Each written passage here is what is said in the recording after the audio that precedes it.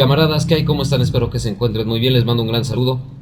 Los múltiples problemas de la última transmisión en vivo fueron la última señal del destino para que me decidiera a lanzar este análisis más sosegadamente en un video, una suerte de guión o escaleta que tengo aquí, y no hacer el análisis en vivo que usualmente hago, ¿no? Entonces, pues dicho esto, en este video vamos a hablar de la retórica de Trump, la estrategia de Trump, el papel que tiene esta retórica en su estrategia, los objetivos reales de política exterior e interior que está persiguiendo, y a partir de todo este análisis, ver la manera en la que México y el mundo deben de enfrentar semejante desafío. Dicho lo cual, pues espero que les guste este contenido, les mando un gran saludo nuevamente. Necesito por favor que me ayuden con sus likes, con sus comentarios, compartiendo el video, porque pues no nada más me motiva mucho, sino que para proyectos ulteriores me va a servir muchísimo tener más difusión. Dicho queda, espero lo disfruten y bueno, vamos a comenzar, camaradas.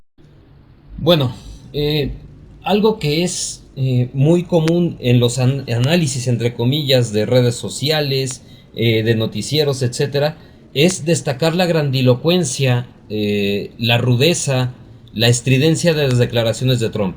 Trump un día dice que suelta aranceles, otro día que se quiere anexar Groenlandia, otro día manda cientos de migrantes esposados a Colombia, un día dice que va a construir un muro, al siguiente que China es su enemigo, y realmente insisto, entre comillas, análisis que se hace en los medios de comunicación es un análisis sumamente triunfalista o derrotista, tendencioso, que intenta mostrarnos a un Donald Trump como prácticamente el anticristo, que intenta mostrarnos a un personaje que está amenazando con destruir el orden establecido, con transgredir el sistema mundo que con tanto trabajo se ha creado después de la Segunda Guerra Mundial con la sacrosanta ONU y las instituciones de gobernanza supranacional también sacrosantas a la cabeza.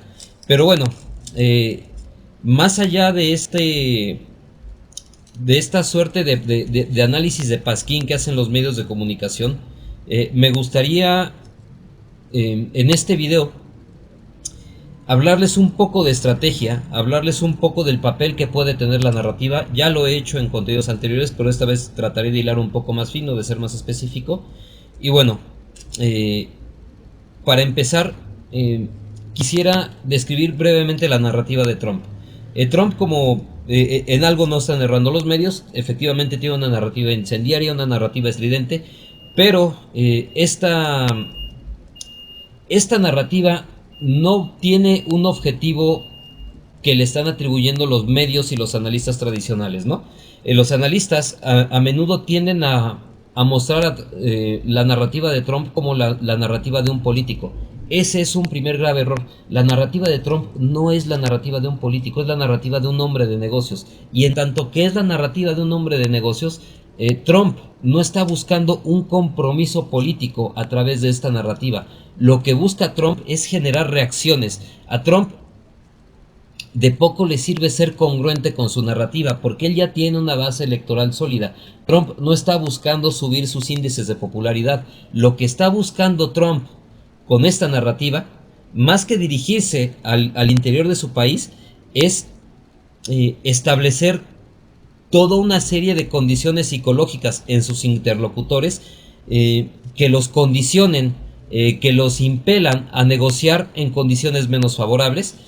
También está buscando, en términos también de esta negociación, el aparecer como un agente irracional en la teoría de juegos, el aparecer como el agente que es capaz de tomar las decisiones más disparatadas, decisiones que no se tomarían, que un agente racional no tomaría, ¿no? Nuevamente ya lo he dicho en muchas ocasiones, en teoría de juegos un agente perfectamente racional es un agente perfectamente predecible, y todo el mundo sabe, en tanto existe un agente perfectamente predecible, puedes anticiparte a sus pasos, ¿no? Y en este sentido Trump está buscando aparecer precisamente como este agente irracional, como este agente del que puedes esperar cualquier cosa, como este agente que es capaz de tomar una pistola, ponerla en su sien y jalar el gatillo, ¿no? Dentro de la estrategia de un hombre de negocios, muchas veces se juega en esta posición. se juega en la posición de alguien que está dispuesto a ¿cómo decirlo? Que está dispuesto prácticamente a todo, como alguien que no le tiene miedo a la muerte, alguien que es capaz de morir matando, alguien que es capaz de ¿cómo explicarlo? De tomar decisiones que arruinen a ambas partes de la negociación con tal de salirse con la suya, o, o de tomar esas decisiones con tal de que el oponente tampoco se salga con la suya, ¿no? Es decir, eh, Trump no es un político cualquiera. Trump ni siquiera podemos decir incluso tras un mandato político, tras un mandato frente a los Estados Unidos, no podemos decir que sea siquiera un político.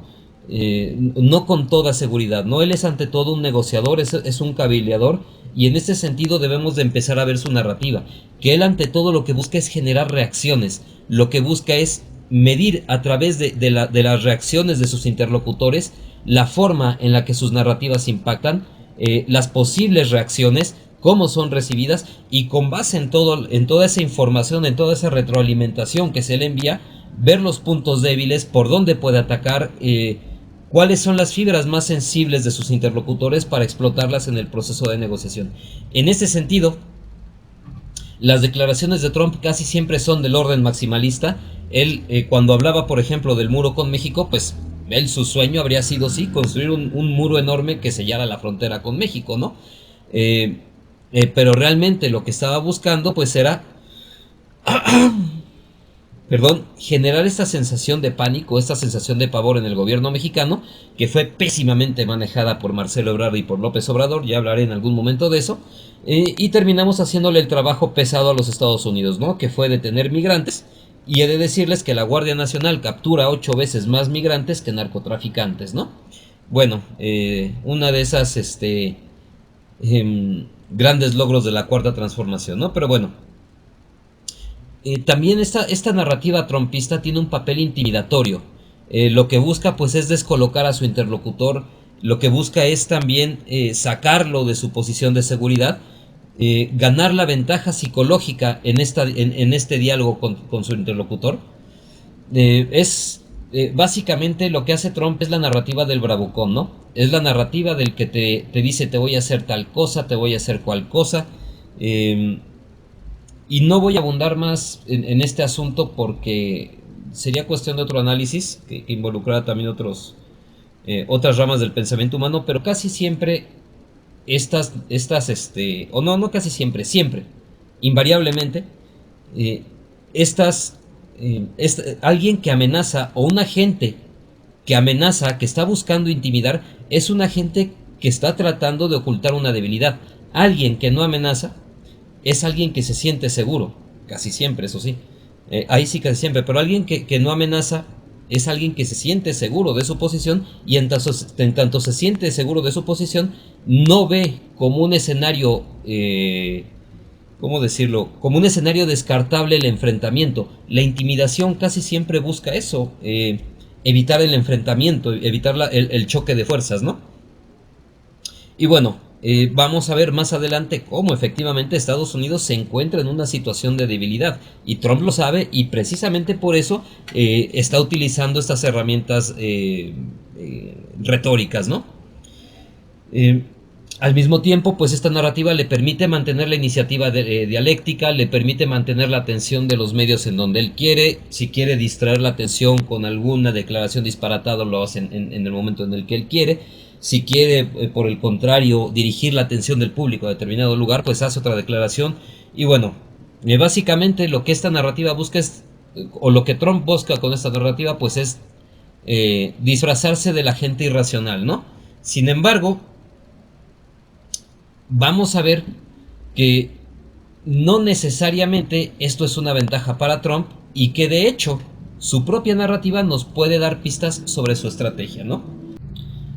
Lo primero que hay que saber es que para negociar con alguien como Trump es necesario estar por encima de su narrativa, es necesario ponerse por encima de sus amenazas. Y para esto es menester recordar dos grandes enseñanzas de dos grandísimos estrategas, uno político, otro más militar, aunque también político, ¿no? El primero de ellos es Talleyrand. Charles Maurice de Talleyrand era el ministro asuntos exteriores de Napoleón, en algún momento jefe de espías de los Borbones. Y bueno, Talleyrand decía con mucha razón: Dios dio al hombre el movimiento para ocultar su mirada, y la mirada para ocultar la intención de sus palabras. Eh, Básicamente podemos decir con esta frase que en todo momento debemos de interpretar que un agente político es un agente que miente, o que por lo menos está calculando la intención de sus palabras. Es un agente en el cual no debemos al cual no le debemos de ofrecer literalidad al 100% en sus declaraciones, ¿no? Es decir, debemos de aprender a leer entre líneas, debemos de aprender a saber lo que este agente quiere, no solamente por lo que dice, sino también por cómo lo dice y por lo que no dice, ¿no? Y esto es un trabajo que lleva bastante tiempo de reflexión y que uno nunca termina de aprender, ¿no? Pero además de esto, la segunda enseñanza es de Clausewitz, ¿no? Clausewitz dice, o bueno, en realidad, en términos más generales, la teoría de juegos no puede contra Clausewitz. Y esta frase la voy a patentar, esta frase es muy mía, porque por mucho que la teoría de juegos establezca patrones de comportamiento entre agentes que están negociando, dichos patrones de comportamiento, por mucho que puedan buscar o tener en cuenta la irracionalidad, la impredictibilidad, en realidad ningún agente negociador, a menos que de verdad sea irracional, a menos que de verdad padezca de sus facultades mentales, puede abstraerse de la naturaleza política de los seres humanos. Y además de esta naturaleza política de los seres humanos también estamos buscando siempre actuar en función de nuestros intereses. Estamos buscando hallar la vía más eficiente o la vía más eficaz, que no es precisamente lo mismo, para satisfacer el conjunto de intereses políticos, económicos, sociales, culturales que estamos tratando de promover, ¿no? Bien, en este sentido, la teoría de juegos siempre va a perder cuando se la contrasta con Clausewitz, porque por muy irracional que quiera parecer un agente, al final siempre va a ponderar en mayor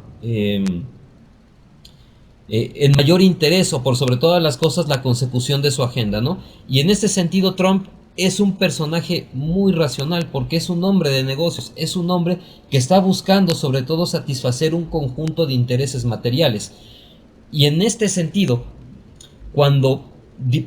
si podemos dilucidar cuáles son los objetivos de este personaje, si podemos dilucidar, además de sus objetivos estratégicos, la forma en la que los pondera, cuáles está priorizando, etcétera, si podemos dilucidar estos objetivos y podríamos aproximarnos a ver cuál es la manera más racional de conseguirlos, cuál es la manera que tiene más al alcance de conseguirlos, cuál es la manera más deseable en la que para él podría querer conseguirlos, etcétera, etcétera, etcétera, etcétera. Y teniendo en cuenta todos estos posibles cursos de acción, ver cuál es el más verosímil en función del escenario político, en función de las variables que controla Trump, pero también de aquellas que no es capaz de controlar. En resumen, para poder negociar con Trump es necesario estar por encima de su narrativa. Bueno, primero que nada debemos hablar de los objetivos de Trump.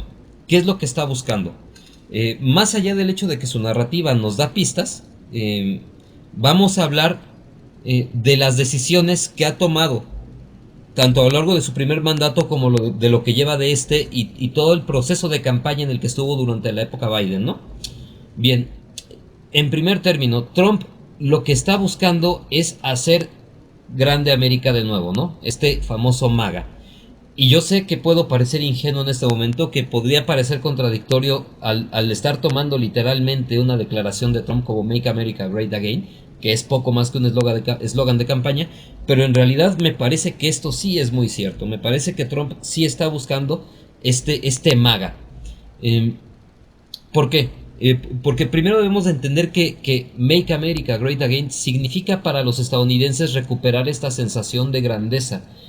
Significa recuperar esta sensación de ser, si no el centro del mundo, por lo menos de ser un país cuyo liderazgo sigue incólume, de ser un país con prosperidad económica, el país de las oportunidades, el país del empleo. Trump sobre todo está buscando que el ciudadano estadounidense vuelva a ver reflejado en el poder adquisitivo de su salario la capacidad para acceder a este American Way of Life que se ha perdido, ¿no? Hay que recordar que uno de los países más defenestrados por el neoliberalismo fueron precisamente los Estados Unidos. Sí, a las transnacionales, a los fondos de inversión, a las grandes empresas les fue genial con la época neoliberal. Pero el ciudadano estadounidense promedio pasó las de Caín desde la crisis de 2008 y series como South Park lo han reflejado. Si quieren de una manera errónea, desde mi perspectiva, ahí se equivocan Trey Parker y Matt Stone, se equivocan en este análisis al poner a los quitan trabajo como blancos ignorantes, porque hubo muchísimos trabajadores, tanto poco calificados como bien calificados, que padecieron muchísimo la crisis de 2008, ¿no? Y bueno, Trump lo que está buscando es devolverle a los Estados Unidos esta sensación de bienestar económico. Más adelante vamos a ver cómo piensa hacerlo, y en función de él cómo piensa hacerlo, pues ver cuál es la actitud que debemos tomar. Pero bueno, en cualquier caso, digamos que es el objetivo estratégico supremo, hablando en términos del Departamento de Estados Unidos, este sería el objetivo estratégico supremo de Trump. Y los objetivos estratégicos subsidiarios de este objetivo estratégico, desde mi perspectiva, pasan en primer lugar por un enfrentamiento comercial con China. Trump sí piensa sinceramente que el hecho de que exista una enorme cantidad de capitales estadounidenses produciendo y generando riqueza fuera de los Estados Unidos es una de las causas por las cuales Estados Unidos ha caído en este bache, en esta depresión económica, ¿no? Bien, Trump ve en China su principal rival, porque es precisamente en China en donde se encuentra la mayor cantidad de capitales estadounidenses, ¿no? Pero también en México y también en Canadá. No por nada México y Canadá tienen un papel tan importante, siendo centro de los ataques de Trump, ¿no? Bien, esta guerra comercial que va a sostener con China va a ser su principal objetivo estratégico, va a ser y digamos que va a ser lo que guiará mayormente su política exterior y también buena parte de la interior. Y bueno, como parte de los objetivos subsidiarios también se encuentra el reindustrializar a los Estados Unidos. Trump es un personaje que sí piensa como un neomercantilista, que sí piensa, al menos por la opinión de muchos camaradas más expertos que yo, a la cual sí me tengo que sumar, sí piensa que es necesario mantener una balanza comercial positiva, ¿no? Para evitar la fuga de riqueza de los Estados Unidos. Yo no estoy del todo seguro de si esto es así a estas alturas del partido, pero bueno, ya hablaré de ello en alguna otra ocasión. El punto al que quiero llegar aquí es que en este orden de cosas es en donde los aranceles tienen una mayor posibilidad de acción, ¿no? Ya hablaremos en su momento.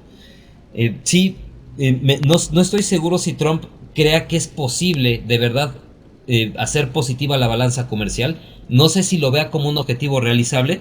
No estoy tan seguro de si estas declaraciones son literales o son simplemente simbólicas, pero sí lo pondría como algo que podría ver como factible, ¿no? Al menos como deseable. En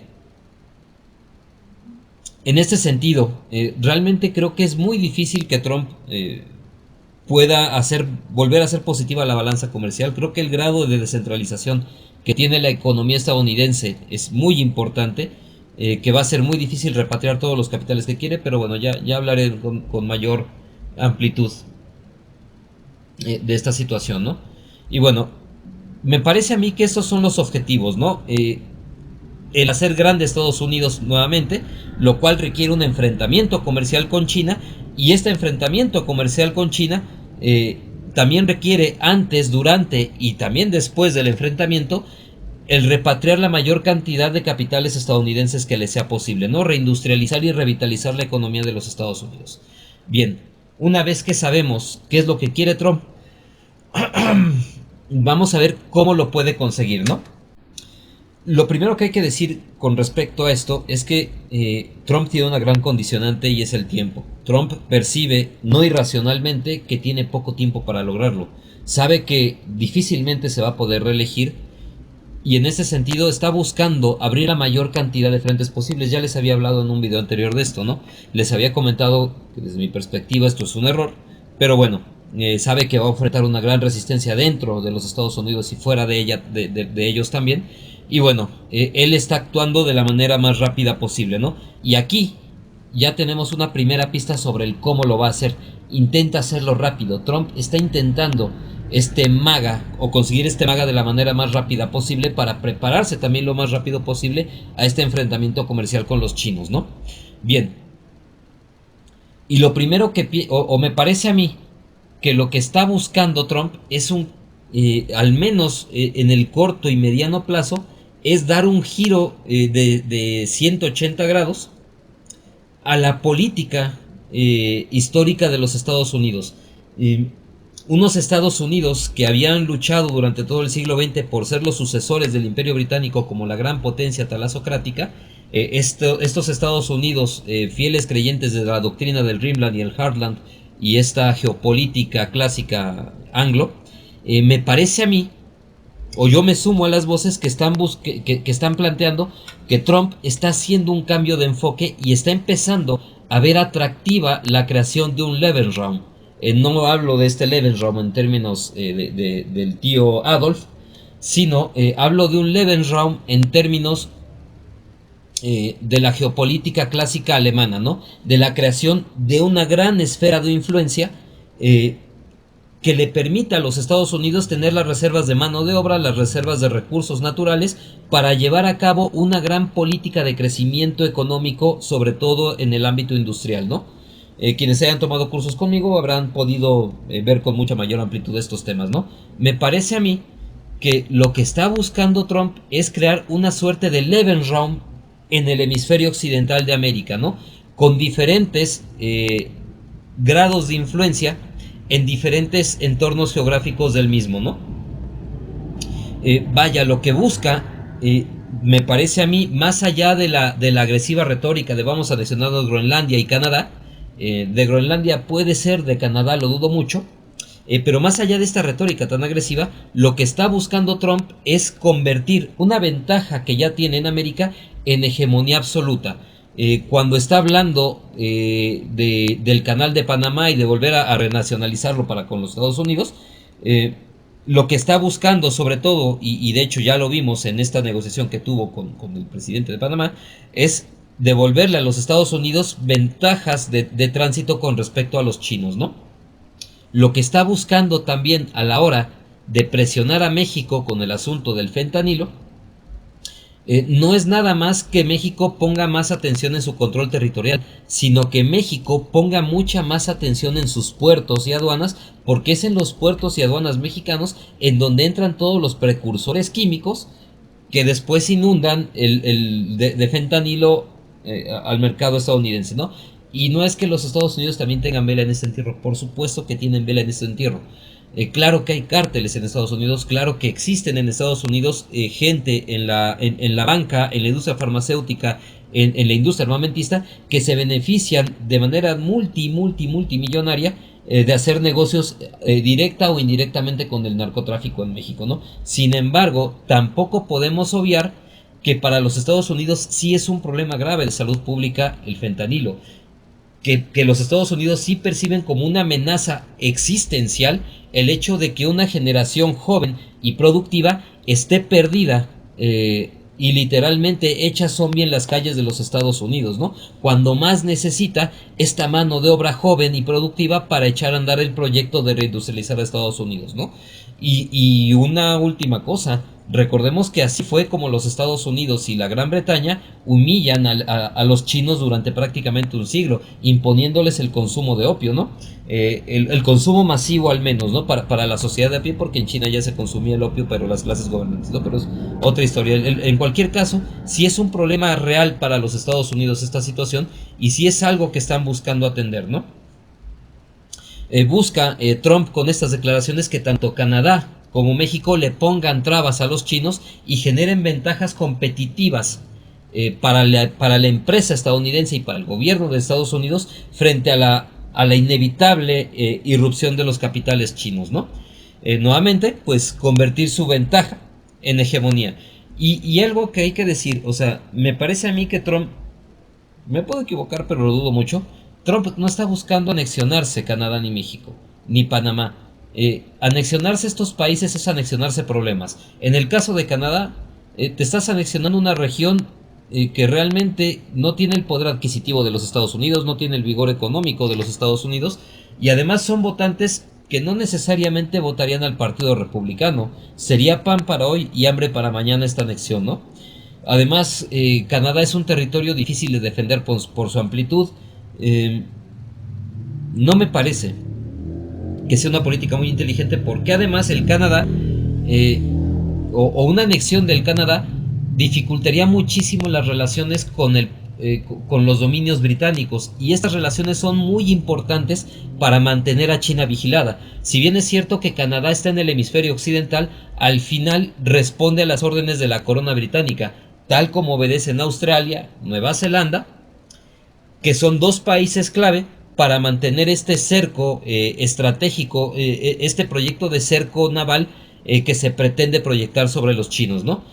Si Canadá se ve agraviado, valga la cacofonía, gravemente por los Estados Unidos, bien podría dificultar la voluntad de Australia y de Nueva Zelanda de unirse a los Estados Unidos en este proyecto de cerco estratégico, ¿no? Y lo mismo generaría mucha animadversión en Inglaterra, que Inglaterra pues es la quinta columna de los Estados Unidos en Europa, ¿no? Inglaterra es un agente clave para mantener a los europeos bajo la bota. Entonces, esto de Canadá generaría demasiados problemas, no me parece que sea realista. Sin embargo, pues esta narrativa, lo que, insisto, tanto para con México como para con Canadá, es decirle a ambos gobiernos, a ver, te me metes en cintura o te meto en cintura yo, ¿no? En cuanto a Groenlandia, ahí sí me parece que la cosa podría ir un poco más en serio, porque Groenlandia, por una parte, tiene grandes reservas de recursos naturales, es una población muy poco numerosa, no podría ser una incidencia de votantes muy fuerte, y ciertamente existe un movimiento independentista en Groenlandia, que va a haber de hecho un referéndum para la independencia este año, si no mal recuerdo, que bien podría verse influido por el factor Trump, ¿no? Además, esta anexión de Groenlandia pondría a los Estados Unidos como uno de los principales competidores contra Rusia en la carrera y en la gestión de los recursos del Ártico, ¿no? Algo en lo que Rusia tiene una enorme ventaja debido a su posición geográfica, ¿no? Entonces, Groenlandia sería sujeto de otro análisis. Ahí habría que hilar más fino, pero bueno, Groenlandia me parece la única anexión que podría ver como verosímil, ¿no? Bien, con todo esto, con todo esto de subordinar al menos a toda Norteamérica, México, Estados Unidos, Canadá, Groenlandia, me parece que lo que está buscando es construir ese Levenraum, construir ese bloque, ese reservorio de recursos naturales y de ventajas comerciales que le permitan meter esteroides a la economía estadounidense, que le permitan un crecimiento súbito, acelerado, como esta fórmula del Dr. Jekyll y Mr. Hyde, que le permitan transformarse en Super Saiyajin antes de enfrentarse con los chinos, ¿no? Bien, esto, pues insisto, no está buscando hacerlo anexionándose territorios y anexionándose problemas, como por qué diablos Trump quería anexionarse Ecatepec, o como por qué diablos Trump quisiera anexionarse Oaxaca, o no sé, como por qué Trump quisiera tener que lidiar con gente como Samuel García. Realmente a Trump no le interesa a México. De hecho, ya se los he explicado a mis alumnos en alguna ocasión, de cómo cuando Estados Unidos intervino en México en la guerra de 1846-48,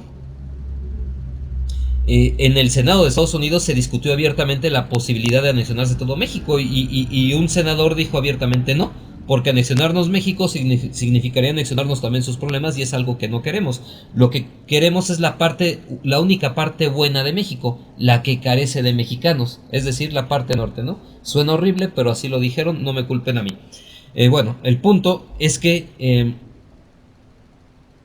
perdón, déjenme ver la escaleta, sí. lo que está buscando es subordinar a las oligarquías mexicana y canadiense a que pues dejen estos coqueteos con China y pues vean quién es el amo, ¿no? Quién es el jefe. Eh, bueno, esta subordinación de las oligarquías le permitiría formar una economía gigantesca una economía de capacidades gigantescas sin las desventajas de una unión política, ¿no? Como la migración indeseable, como la descentralización de los capitales, etcétera, etcétera, etcétera, ¿no? Eh, lo de Groenlandia también, o además, una vez forjado este Lebensraum y ya con la amenaza ahí de Groenlandia, eh, lo que podría estar buscando Trump es también pasar a Rusia de su lado, o por lo menos que Rusia no sea un aliado abierto de los chinos durante este enfrentamiento. Por una parte, con la formación de esta especie de Lebensraum y con el abandono de los Estados Unidos a Europa, Trump le estaría diciendo a Rusia, o le estaría dando señales de que mira, haz con Ucrania lo que quieras, haz con Europa lo que quieras, yo no me voy a meter. Y de hecho las negociaciones de paz, de las cuales hablaré en un siguiente video, de hecho no sé si publique lo primero el de Rusia o pero bueno, ya lo decidiré en el curso del día. Con estas negociaciones ya abiertas para poner fin a lo de Ucrania, Trump estaría coqueteando con Putin para ver si Putin le deja de dar ventajas comerciales a los chinos en cuanto a la comercialización de materias primas y de energéticos, ¿no? Si le permite reconectarse geopolíticamente y geoeconómicamente a Europa, pues también le podría ofrecer otro dulce muy atractivo para pasarlo de su lado y evidentemente pues de antemano el levantamiento de las sanciones y la devolución de los activos rusos congelados, ¿no? Pero bueno, ya más adelante hablaré de si Rusia va a aceptar esto o no, esto merece otro análisis más importante, pero bueno, el punto al que quiero llegar es que para que para competir o para librar esta guerra contra los chinos con mayores posibilidades de éxito, necesita que Rusia se mantenga al margen y, de ser posible, esté en favor de los Estados Unidos. A mí me parece que esto no va a suceder. Rusia no es estúpida, no le volverán a tomar el pelo así, pero bueno. Pues es esta política, ¿no? De la zanahoria y el garrote. La zanahoria es levantar las sanciones y abandonar Ucrania, y el garrote pues es Dinamarca, competir por la ruta del Ártico y también presionar a Irán. De esto también ya hablaré en el video de Rusia, pero bueno.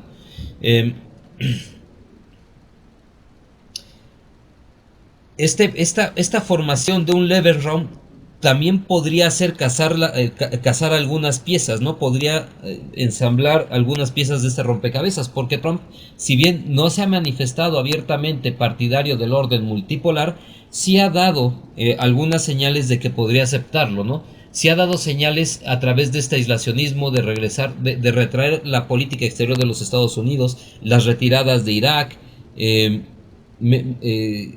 esta aversión a la OTAN y a los organismos de gobernancia supranacional dominados por los Estados Unidos. Me parece que sí son señales de que parte de lo que Trump ve como el camino pues es enfrentarse al globalismo, ¿no? Y de hecho sus principales enemigos políticos dentro de los Estados Unidos son los lobbies globalistas, ¿no? Aquí pues estamos en el campo de las especulaciones. Sería cuestión de ver, de meterse a la mente de Trump, pero pues me parece complicado, ¿no? Yo personalmente creo que sí, que Trump acepta la multipolaridad y que está enfrentado en gran medida al globalismo, ¿no? Esto vamos a verlo. Pero bueno, vamos a hablar ahora de las condicionantes.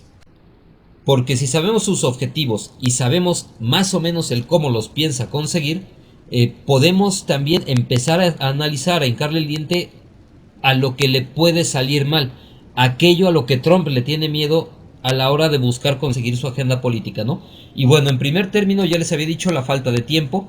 También adicional a lo que les había comentado, también Trump teme legítimamente por su vida. No sería el primer presidente de Estados Unidos que es desvivido en pleno mandato.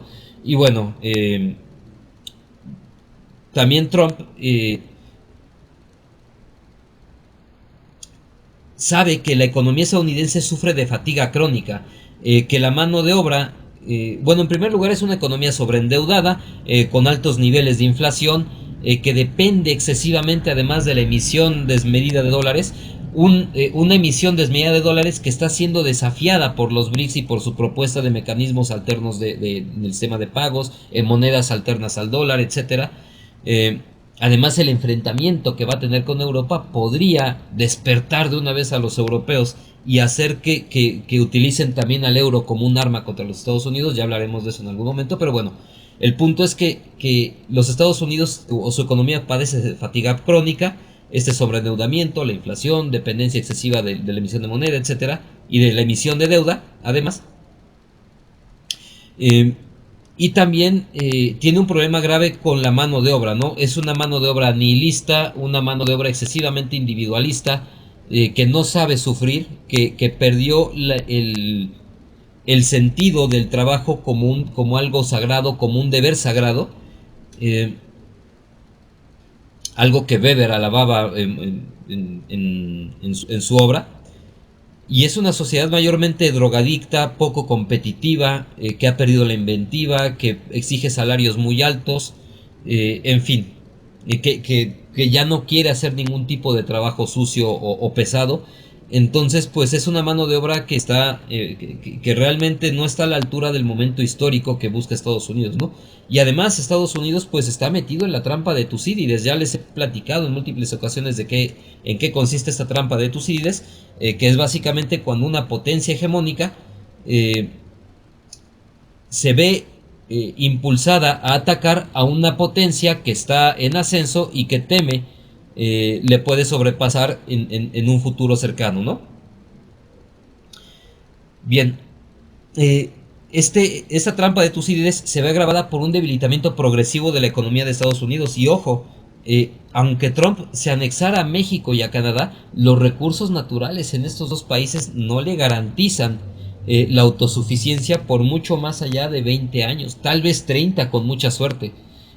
Trump sabe que una economía estadounidense o unos Estados Unidos que son el principal consumidor del mundo y que son una devoradora de recursos tal como Chrome de memoria RAM, requiere de mucho más que el control de Canadá y México, ¿no? Que requiere pues tener acceso a las materias primas de Rusia, del Ártico, de la Antártida, de recolonizar o de resubordinar a los Estados Unidos espacios geográficos como África, ¿no? Pero bueno, a este debilitamiento crónico de la economía estadounidense y cada vez más acentuado, debemos de sumarle el fortalecimiento de sus competidores. Rusia, a pesar de las sanciones, es ahora la cuarta economía del mundo. Los chinos pues son seguramente la primera. Están peleando codo con codo o a veces hasta ganando carreras clave como desarrollo tecnológico, inteligencia artificial, industrialización pesada, industria química, etcétera, ¿no? Y al mismo tiempo, y esto yo diría que incluso más importante que los otros dos factores, la derrota tan evidente que Estados Unidos se ha llevado en Ucrania. Esta derrota de los Estados Unidos en Ucrania es una muestra palpable de la debilidad de los Estados Unidos, del hecho de que son un gigante con pies de barro, de que la OTAN es un mecanismo caduco. Y bueno, esta falta de credibilidad de los Estados Unidos en el aspecto de su capacidad militar sí puede hacer que Europa despierte. Sí, de hecho, algo de lo que les voy a hablar más adelante, voy a mencionar un poco en este video, pero también en otro material más especializado, es que la clase política europea está por salir, está por reventar Europa. Y bueno, muy probablemente este cambio de orden político en Europa vaya a perjudicar gravemente los intereses de Estados Unidos, ¿no? Pero ya lo veremos. Bueno, en este sentido, pues otro problema que está enfrentando Trump es una fuerte oposición al interior de los Estados Unidos, ¿no? Por una parte, pues están las élites globalistas, ¿no? Gran parte del lobby financiero de Wall Street, gran parte o toda la industria cultural, absolutamente toda la industria cultural, el lobby armamentístico también, el lobby armamentístico está en contra de Trump, lo ha podido subordinar un poco, pero está en su contra. Parte de la CIA, parte del ejército. Y bueno, no es inviable o más bien no es un golpe de Estado, no es algo que podríamos descartar en los Estados Unidos, ¿no? Los grupos de poder a los que se enfrenta Trump son muy fuertes y podrían hacerle la vida imposible, ¿no? Y bueno, estas son las principales condicionantes de Trump. ¿Qué podríamos sacar como conclusión de la posición de los Estados Unidos con respecto a todo lo que hemos analizado? Bueno, primero que nada debemos de entender que Trump está buscando resolver rápido su posición regional, está buscando someter rápidamente a México y a Canadá, porque pues mientras más tiempo pasa, cada día que pasa es un día que China es más fuerte y Estados Unidos más débil, ¿no? Entonces necesita empezar la guerra contra los chinos rápido. Y esto pues va a condicionar la capacidad de Trump para presionar tanto a México como a Canadá e incluso a Europa, ¿no? Eh, en este sentido, no puede tener tampoco abiertos demasiados frentes, ¿no? Y sobre todo, no, si ya de por sí tiene muchos frentes abiertos en el interior, que le va a costar trabajo cerrar, en el exterior no puede tener abierto más de un solo frente. Y sobre todo, insisto, por el enfrentamiento que va a tener con China. No es una obra de caridad lo que está haciendo en Ucrania. Y tampoco, yo si fuera Irán, tampoco sería tan impaciente, porque aunque Irán es importante, aunque Israel es un aliado importante, Trump no va a sacrificar a los Estados Unidos por defender a Israel, ¿no? Entonces, y además, llegar a un acuerdo con Rusia es incompatible con destruir Irán. Eso los rusos, Estados Unidos y los rusos lo saben. Entonces, también por ahí Irán no se va a precipitar. Son gente muy capaz, al menos mucho más capaz que los mexicanos son. Pero bueno, en ese sentido, eh, hay que ver que los aranceles y que muchas de las medidas que están saliendo de la retórica de Trump no son sino posiciones maximalistas. Que Trump lo que está buscando, insisto, es generar estas reacciones para hacer más proclives a sus interlocutores a negociar a la baja, ¿no? Trump básicamente se está echando un farol gigante porque por muy irracional que quiera parecer, todo el mundo sabe que su objetivo es China. Todo el mundo sabe que su objetivo es esta guerra comercial y bueno, si tenemos en cuenta eso podríamos ver hasta dónde nos puede presionar y hasta dónde no. En ese sentido, ¿cómo lo están enfrentando otros grandes agentes, no? Rusia e Irán y China, con paciencia estratégica, saben cuáles son los alcances de Trump, saben hasta dónde está pensando llegar, negocian hasta donde es pertinente, pero saben cuándo pueden y cuándo no pueden ceder. Son potencias que están seguras de su posición de fuerza y de que el tiempo está de su lado. De ahí que tengan paciencia estratégica, pero también pragmatismo diplomático. Los chinos y los rusos nunca se comprometen con una posición diplomática. Los chinos y los rusos dicen, bueno, esto no nos parece bien, veremos la manera de poder cambiar las condiciones para negociar en términos más favorables. Pero no hacen una declaración tan estúpida como decir, es que esto atenta contra los derechos humanos y contra los valores y contra la democracia, porque en el momento en el que tú negocias en términos de valores, te metes en un berenjenal, porque si negocias tus valores es porque no te importan tus valores, porque lo que tienes es doble moral, y de hecho, en el momento de negociar los valores, pues se convierten simplemente en papel mojado, ¿no? Entonces, tienen este pragmatismo diplomático, ¿no? En sus declaraciones. Además, negocian construyendo una soberanía económica, negocian intentando depender lo menos posible de los Estados Unidos, tanto, insisto, o sea, con una economía globalizada es imposible no depender del comercio internacional, pero sí están ganando muchísima soberanía entre ellos, ¿no? Y sobre todo, y eso es muy importante, estos países negocian en bloque. ¿Qué es lo que hace Canadá y Estados Unidos cuando Trump lanza declaraciones? Pues realmente se jalan los pelos, se jalan de los pelos, entran en pánico, hacen declaraciones. ¿Qué fue lo que hicieron los egipcios? Nada más Trump dijo que iba a sacar de la... es más, ¿cuáles fueron las palabras de Trump? Gaza... Ay, Dios mío, ya dije la maldita palabra. Perdón, a ver. espero que no lo censure Facebook ni las redes sociales, disculpen. Gaza es una tierra de ingrato recuerdo para el pueblo palés espacio tino, ¿no? Eh, lo que hay que hacer es convertirlo en un resort para que los Estados Unidos lo controlen, ¿no? Y Netanyahu le hizo segunda, ¿no? Dijo que pues sí, que estaría dispuesto a ceder el control de esta franja al ejército estadounidense, ¿no? Pero todo el mundo sabía que esto era un farol, que esto era un imposible. Sin embargo, ¿qué es lo que hacen los egipcios? Nada más escuchan estas declaraciones. Mandan a traer a gente y a representantes diplomáticos de toda la región para ver cuáles son las medidas a tomar en caso de que Estados Unidos haga esto. No se ha sabido gran cosa de esta reunión, pero pues se nota que, que ellos están pensando actuar en bloque y que en tanto que están pensando actuar en bloque, pues están buscando tomar medidas de mucha mayor fuerza que si las tomaran individualmente, ¿no? Y eso es algo que no hemos sabido hacer en Hispanoamérica. ¿Por qué no lo hemos sabido hacer?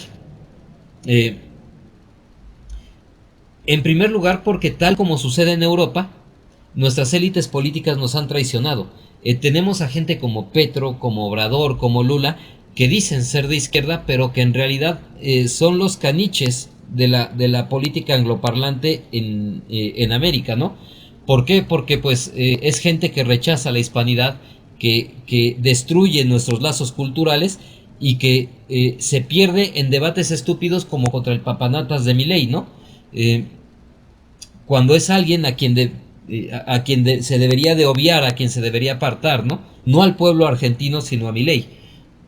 Pero bueno, el punto al que quiero llegar es que se necesita negociar en bloque eh, y entender que, que los Estados Unidos están en una posición de debilidad y que los aranceles y que gran parte de las medidas que tomen los Estados Unidos son naturalmente transitorias, son medidas que no va a poder sostener durante mucho tiempo, porque insisto, lo que menos tiene ahorita Trump es tiempo, necesita acometer contra los chinos cuanto antes, ¿no?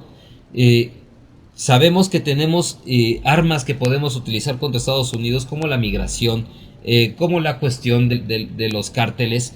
Eh, Vaya, no tenemos posiciones tan desventajosas, pero ante todo debemos de eliminar estas eh, esta dependencia, este servilismo. La clase política de Hispanoamérica es servir a los Estados Unidos. Necesitamos una nueva clase política. Y como adelanto del video que les comentaba que voy a sacar después, algo que está sucediendo en Europa es que partidos políticos de extrema derecha o de ultraizquierda, entre comillas, están empezando a llegar al poder o están empezando a ganar fuerza en las elecciones que vienen, ¿no? Y bueno, lo que necesitamos, ya les también había comentado en otro material, es formar cuadros políticos de verdadera izquierda, pero también de verdadera derecha. Subvertir este orden del partido único que han implementado los Estados Unidos tras la caída de la Unión Soviética y tener una conversación política verdadera. ¿Para qué? Para poder tomar decisiones soberanas como país, ¿no? Pero bueno, dicho todo esto, pues yo creo que el video ha quedado más o menos como quería. Ya más adelante hablaré específicamente de México. Pero bueno, en ese sentido, pues nuevamente espero que me ayuden compartiendo, dando like, difundiendo el contenido, comentándolo, porque pues se vienen algunas otras iniciativas que necesito partan con bases numéricas más sólidas. Dicho esto, pues Urbi et Orbi, abrazos no balazos, bye bye.